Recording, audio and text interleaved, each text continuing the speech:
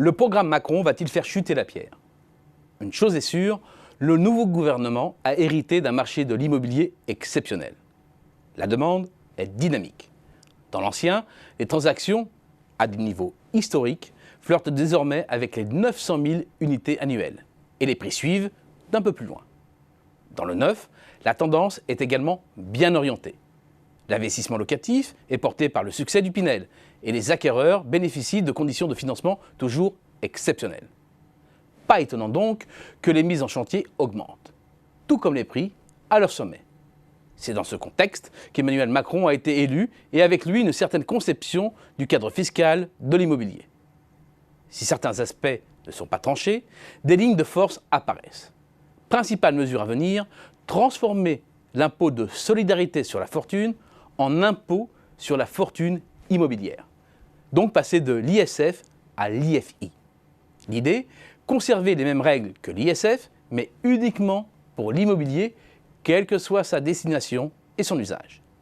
Dans les grandes lignes sont concernés les patrimoines nets taxables de plus de 1,3 million d'euros, les résidences principales avec un abattement de 30%, les résidences secondaires à 100% et le patrimoine locatif également à 100%. Le barème de l'IFI serait le même que celui de l'ISF, c'est-à-dire composé de 6 tranches d'imposition auxquelles seraient appliqués des taux allant jusqu'à 1,5%. De même, le plafonnement serait maintenu. Sur le marché de la résidence principale, cela n'aura aucun impact.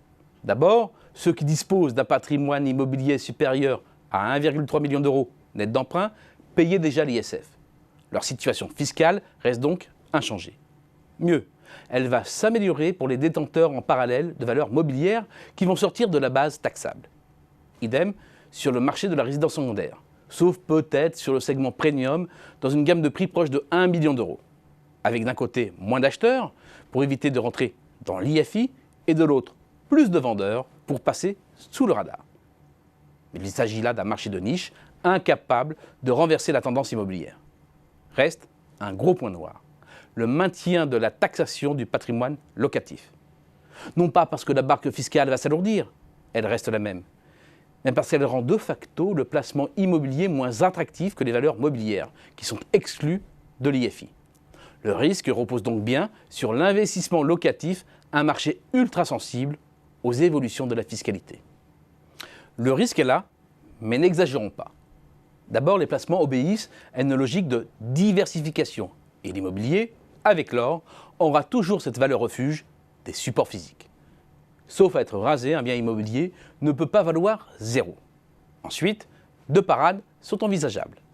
Faire sortir de l'IFI la pierre papier, notamment les SCPI, ces véhicules qui permettent d'investir à plusieurs dans des commerces, des bureaux et des résidences. La seconde est dans les tuyaux, à moins d'un revirement. Il s'agit de la flat tax qui devrait s'appliquer au loyer. Aujourd'hui, la majorité des propriétaires sont taxés à 45% de leurs revenus locatifs, et certains bien plus. Avec une flat tax à 30%, l'écrasante majorité des propriétaires bailleurs serait donc gagnante. S'y ajoute l'effet de la mesure sur les plus-values, avec la promesse de la stabilisation de la fiscalité sur l'ensemble du quinquennat. Et en plus, il y a la création d'un bail de courte durée, entre 3 mois et 1 an, dite de mobilité professionnelle, calée sur celui du bail étudiant. Il devrait permettre aux personnes en situation de fragilité sur le marché du travail d'accéder au logement avec davantage de souplesse pour les propriétaires. C'est aussi l'audit sur les conséquences de l'encadrement des loyers, ainsi que la prolongation quasi certaine du PTZ sous sa forme actuelle. Bref, pas de quoi inverser la tendance haussière de l'immobilier.